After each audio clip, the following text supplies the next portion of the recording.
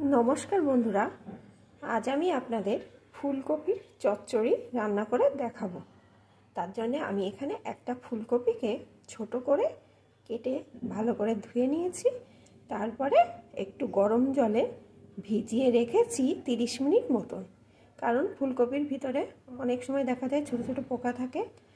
এই गरम जले भिजिए राखले सेई पोकागुलो बेरिये आसबे। এখন আসুন দেখতে থাকুন আমি রান্নাটা কিভাবে করছি।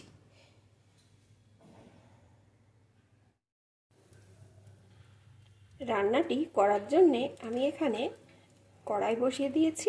কড়াইটা গরম হয়ে যাওয়ার পরে পরিমাণ মতো সরষের তেল দিয়ে দিয়েছি। তেলটাও গরম হয়ে গেছে।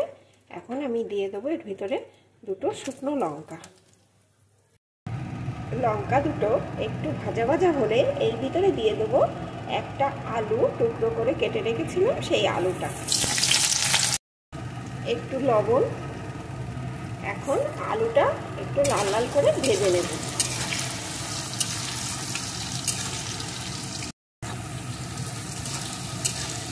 আলুগুলোকে একটু ভেজে এর ভিতরে দিয়ে দেব কয়েকটা চেরা কাঁচা লঙ্কা আর একটা টমেটো কুচি। এগুলো এর সাথে একটু ভেজে নেব। এগুলোকেও একটু ভেজে নিয়েছি। এখন আমি এর ভিতরে দিয়ে দেব একটু জিরে আদা বাটার পেস্ট। এর সাথেই দেব পরিমাণ মতো লবণ, পরিমাণ মতো হলুদের গুঁড়ো।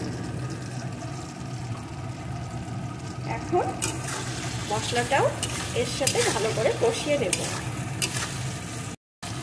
মশলাটা ভালো করে কষিয়ে নিয়েছি। এখন আমি ওই ফুলকপির টুকরোগুলোকে যে গরম জলে ভিজিয়ে রেখেছিলাম তার থেকে তুলে নিয়ে এর ভিতরে দিয়ে দেব।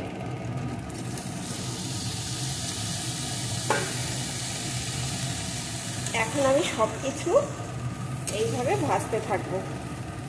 এই রান্নাটা কিন্তু কোনো রকম জল যাবে না। এইভাবে ভাজতে ভাজতে সব কিছু সিদ্ধ হয়ে যাবে। ভালো করে আমি সব কিছু ভেজে নিয়েছি।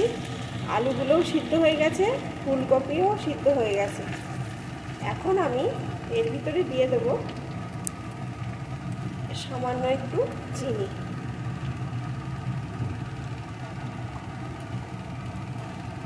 আবারও কিছুক্ষণ ভেজে নেব।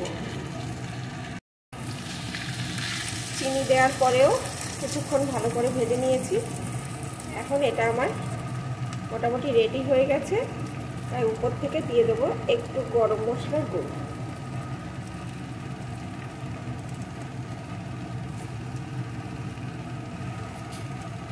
এবার একটু নাড়িয়ে নেব, নিয়েই নামিয়ে দেব।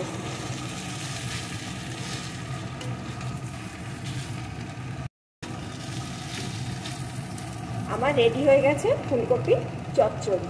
এটা কিন্তু রুটি, লুচি, পরোটার সাথে খুব ভালো লাগে। আপনারা এইভাবে একবার করে দেখবেন, আর কেমন লাগলো আমাকে কমেন্ট করে জানাবেন।